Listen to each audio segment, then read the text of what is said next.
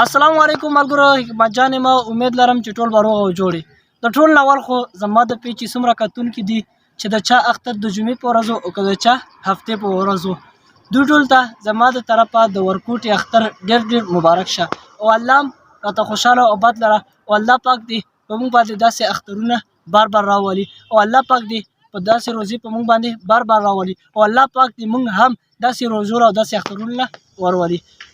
هغوی ته بیا هم زړه د کومې نه مبارکباد ورکوم. الله مو راته خوشحاله او آباد لره. ډېرو ملګرو دا کوېشن کولو په واتساپ باندې راته میسیجونه هم کول، زموږ تپوس یې کړی چې یاره حکمت جان به ستاسو ویډیو چې کوم ده دا موږ له فیسبوک باندې نه راځي. دا وجه څه ده؟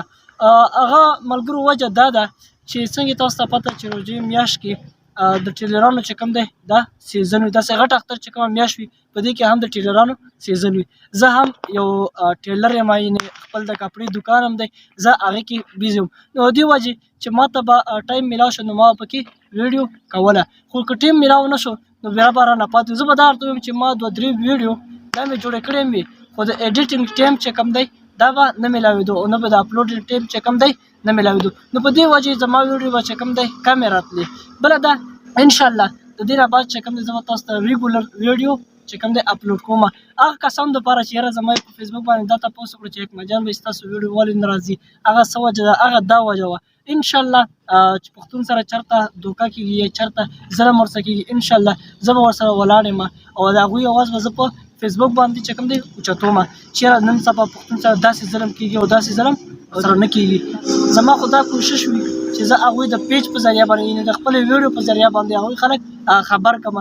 ډېر ملګري راته په واتساپ کې دا میسیجونه هم کوي چې یاره پهلوان مردانه او خان بابا چې کوم دي دوی خو بیا د همغه د چیلنجونو ویډیو چې کوم دی دا سټارټ کړې.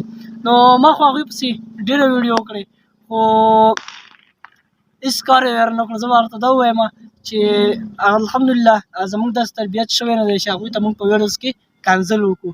نه، داسې تربیت زموږ شوی نه دی. ما چې کومې ویډیو ورپسې هم جوړې کړي دي هغه مې د اخلاقو په دایره کې جوړې کړي، نه مې ورته کنزل کړي، نه مې ورته غلط الفاظ استعمال کړي دي. خو ویډیو کې مې یو پیغام ورکړی چې پلیز تاسو د دې کار نه که لاړ شئ ستاسو پیج باندې ښه ښایسته ویډیو راولئ او پښتون له یو میسج او پیغام ورکوئ. تاسو ته پته ده چې پښتون سره ډېرې دوکې روانې دي په هر ځای کې چې چېرته دوکه وي د پښتون سره کېږي، چېرته چې ظلم وي د پښتون سره کېږي. نو چېرته چې پښتون سره دوکه کېږي زه به د ټول ناول هغه پښتون دپاره ویډیو جوړم او هغه دوکه چې کوم ما سره ثبوت وي هغه به زه دې پښتانه له وږدم چې نه وګورئ ډېرو سره دوکه وشوه یا داسې دوکه را روانه ده. چېرته غریبه کورنۍ وي د هغوی د رزق درک نه لګي. زما دومره کار دی چې هغه زه تاسو ته په دې شیشه باندې راولم. پلیز هغه خلکو سره به هم تاسو ودرېږئ. نو بیا هم زما د پیج چې څومره کتونکي دي هغوی ټول ته د اختر ډېر مبارک شه او الله م راته تل خوشحاله او آباد لره او الله م راته کامیاب لره. چېرته چې پښتون الله تعالی دې کامیاب کړي. ډېره مننه چې هر چېرته هم یې الله م خوشحاله او آباد لره. نو راکړئ مال اجازت. الله